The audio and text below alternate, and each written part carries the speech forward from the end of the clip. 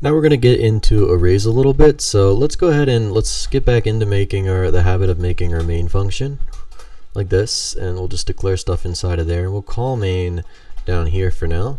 Let's go back up, and we're going to talk about arrays a little bit. So you create an array similar to how you would in JavaScript, just simply, except you don't use const or let out in front, of course. So we could say pets, it's my pets array, and in my pets array I have a bird, dog, fish, and cat, like that. I can save that, and I can, of course, console.log pets.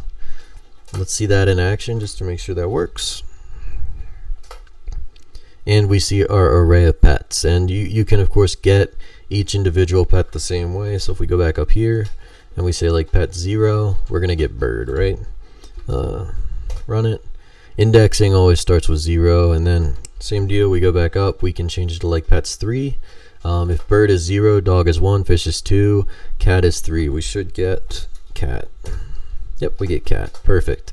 So now what we can do is there's a way to search inside of arrays, so we don't actually have to loop through the array to figure out if something's in this specific array. And what I mean by that is this. So I can say, if I want to check if a pet is in my pets array, let's say for example hamster. If hamster, or we can just log it. Let's log it first. Console.log hamster in pets. So this is going to check the pets array and see if hamster is inside of this pets array. So I save this, I'll go down here, run it. Of course hamster is a variable here, it needs to be a string, so change that. Hamster. I want to check if the string hamster is inside of our pets array. Run it. And we see false, it's not inside of here, but let's of course do something we know is in here. Dog. So let's see if dog is inside of our pets array. And this is just a way to do this without looping. So true. And so in regular JavaScript you might have to loop through the array to check if it's something is inside of that array. In CoffeeScript you just say in. Console.log dog in pets, it'll tell you. Same with any animal you can put in there. Let's talk about array destructuring a little bit. We're going to destructure it right after we made it here, and that's fine. So we have our pets array, and if we want to destructure that and get things out of there, for example, we can of course check by index like we did. We said pet 0 was bird, pets 1 is dog, etc. Or we could destructure it like this. So maybe I just say pet 1, pet 2, pet 3, pet 4. You might want to give it more descriptive names than that. That's fine. Equals pets. And now I should be able to come down here and console.log, and notice I just indexed these by 1, 2, 3, 4 instead of 0, 1, 2, 3 like we talked about with indexes. That's fine because these are just variable names. So if I console.log pet 1, I should get bird. Save it, run it, bird. Perfect. So let's just change it to pet 4, pet 3. I don't think we've done fish yet.